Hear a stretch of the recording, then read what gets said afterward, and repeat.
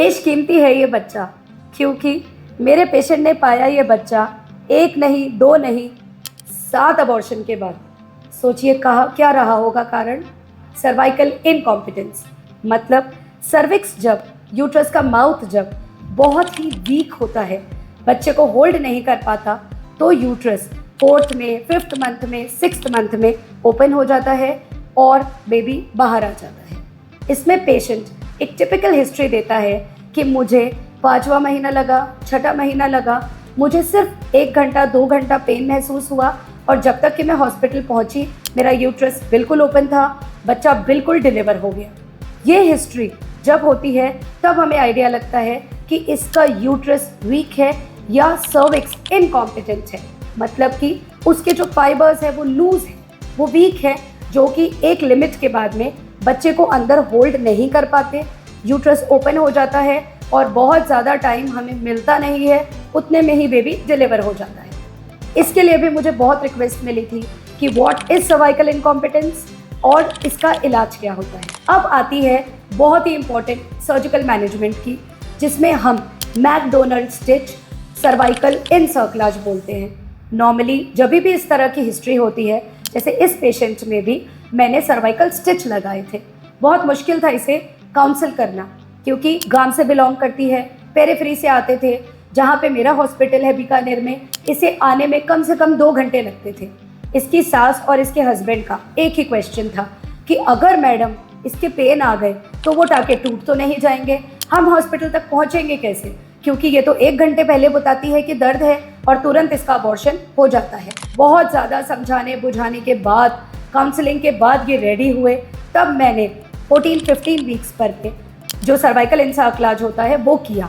Cervical इनसर्कलाज या McDonald stitch लगाए जाते हैं 13 वीक्स, 3rd मंथ कंप्लीट होते ही पहले मैं कराती हूँ NT-NB स्कैन, सोनोग्राफी, जिसमें हम डाउन सिंड्रोम रूल आउट करते हैं, नेजल बोन देखते हैं कि डेवलप्ड है कि नहीं।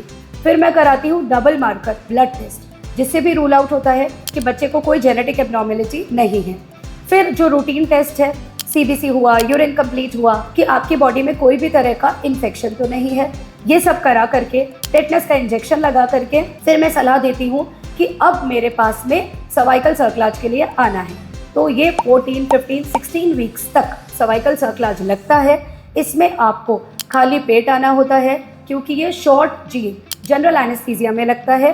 10 मिनट का प्रोसीजर होता है, जिसमें 6 घंटे खाली पेट रहने के बाद, ब्लैडर एम्प्टी करने के बाद आपको ऑपरेशन थिएटर में ले जाया जाता है। 10 मिनट के लिए आपको सुला दिया जाता है। फिर मैं पूरा स्क्रब हो करके, एप्रिन पहन करके, ऑटोक्लेव तरीके पूरे अपना करके सर्विक्स को होल्ड करती हूँ। उस पर हम स्टिच लेते हैं, तो आपको कहीं कोई स्टिच फील नहीं होता। ये अंदर यूट्रस के माउथ पे लगाया जाता है, आपको बाद में कोई पेन महसूस नहीं होता। ऐसे समझिए कि ये थैला है जिसमें सामान भरा है, तो जब भी सामान ऊपर तक आता है हम थैले के मुंह पे गांठ लगाते हैं। तो मैं पेशेंट को भी यही समझाती हूँ कि जैसे मुझे थैले के मुंह पे गांठ लगानी है, वैसे ही तेरे यूट्रस के माउथ पे एक स्टिच लगाकर मैं गांठ लगाऊंगी। तो ये लेमैन लैंग्वेज वो समझ जाते हैं। इस तरह से वो स्टिच टाइट करती हूँ मैं।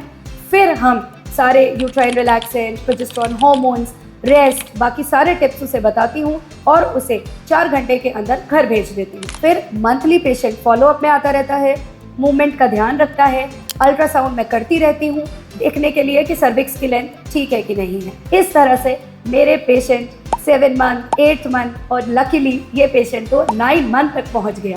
फिर 9 मंथ जब लगा, 10 दिन हुए, दैट इज़ 36 वीक्स, तब मैंने ये स्टिच आराम से निकाल दिए।